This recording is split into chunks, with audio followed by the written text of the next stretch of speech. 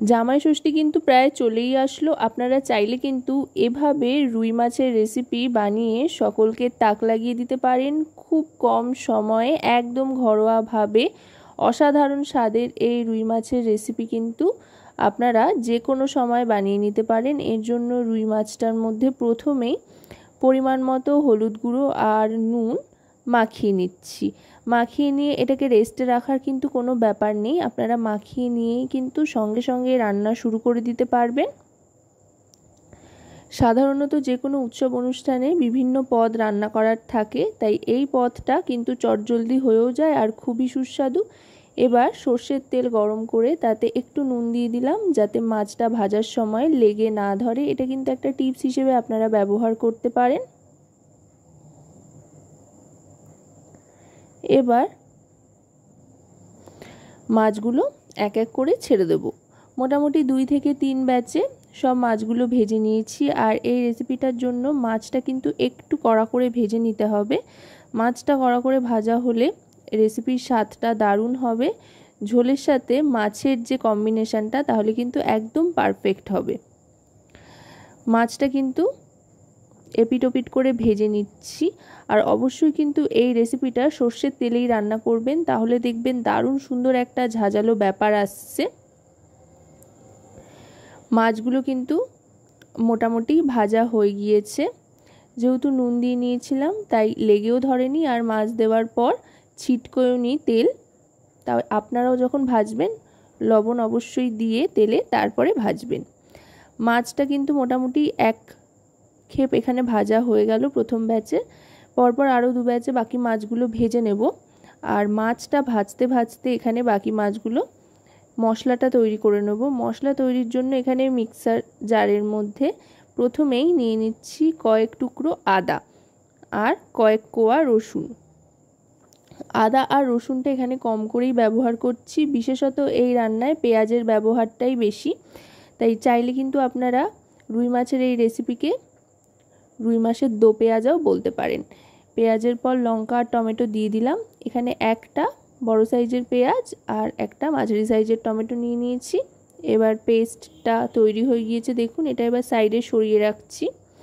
মাছ ভাজার তেলেই ফোড়ন হিসেবে নিয়ে নিচ্ছি গরম মশলা গোটা আর তার সাথে নিয়ে নিচ্ছি সাদা জিরে। আর এলাচগুলো কিন্তু অবশ্যই ফাটিয়ে বা থেতো করে দেবেন, তা না হলে কিন্তু প্রচণ্ড ফাটবে। তারপরে ফোড়ন দেওয়ার পর দিয়ে দিলাম এখানে স্লাইস করে কেটে রাখা পেঁয়াজ কুচি। এখানেও মোটামুটি একটা মাঝারি সাইজের পেঁয়াজ কেটে দিয়ে দিয়েছি।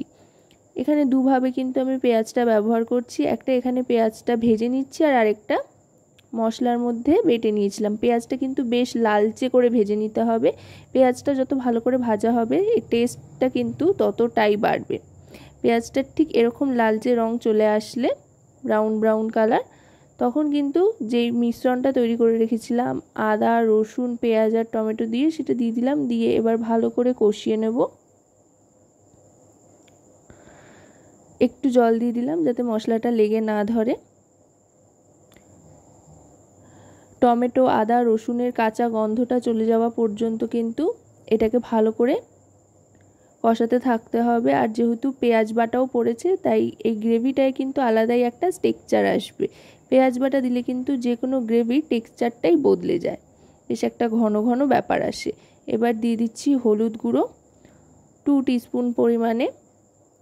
তারপর দিয়ে দিচ্ছি রোস্টেড জিরে গুঁড়ো আর ধনে গুঁড়ো 1 টিস্পুন করেই দুটো দিয়ে দিলাম। এবার দিয়ে দিচ্ছি কাশ্মীরি রেড চিলি পাউডার, এতে করে সুন্দর একটা রং আসবে। আর কাঁচা লঙ্কা তো আগে দিয়েই ছিলাম। এবার দিয়ে দিলাম পরিমাণ মতো নুন। এবার সমস্ত গুঁড়ো মশলাগুলোর সাথে মশলাটা আরও খানিকক্ষণ কষিয়ে নেব। গ্যাসের ফ্লেমটা লো টু মিডিয়ামে রেখে মশলাটা কষাতে কষাতে তেল ছেড়ে আসবে যখন, তখন বুঝতে হবে মশলাটা কিন্তু কষে এসছে। এই সময় যদি মনে হয় তো আপনারা অল্প একটু জল ব্যবহার করতে পারেন, তবে আমার প্রয়োজন হয়নি।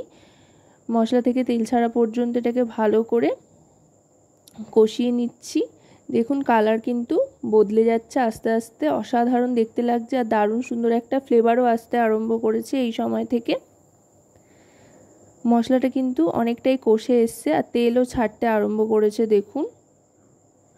এবার দিয়ে দিচ্ছি জল। এখানে কিন্তু ঈষৎ উষ্ণ গরম জলের ব্যবহার করছি, যেহেতু গ্রেভি তৈরি হবে সেই জন্য।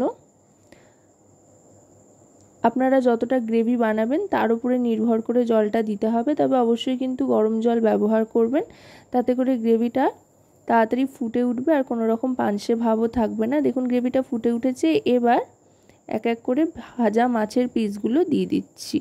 আশা করব রেসিপিটি আপনাদের ভালো লাগবে। ভালো লাগলে অবশ্যই রান্নাবাটি চ্যানেলটিকে সাবস্ক্রাইব করে লাইক শেয়ার কমেন্টের মাধ্যমে আমাদের পাশে থাকবেন, আর পাশে থাকা বেল আইকনটি অন করে দেবেন সবার আগে সমস্ত রকম নতুন রান্নার নোটিফিকেশান পাওয়ার জন্য, কারণ আপনাদের জন্য, আপনাদের নিয়েই কিন্তু আমাদের চ্যানেল রান্নাবাটি।